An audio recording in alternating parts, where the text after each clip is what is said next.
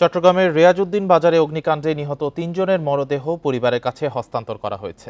বিকেলে Chittagong medical college হাসপাতালের morgue থেকে মরদেহগুলো হস্তান্তর করা হয়।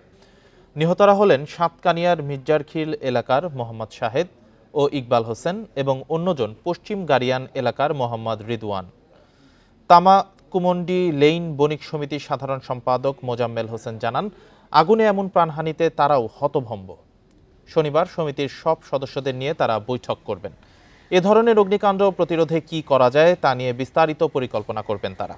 পাশাপাশি রিয়াজউদ্দিন বাজারে থাকা মার্কেটগুলোতে চলাচলের পথ আরও সুগম করতেও কাজ করবেন বলেও জানান তিনি।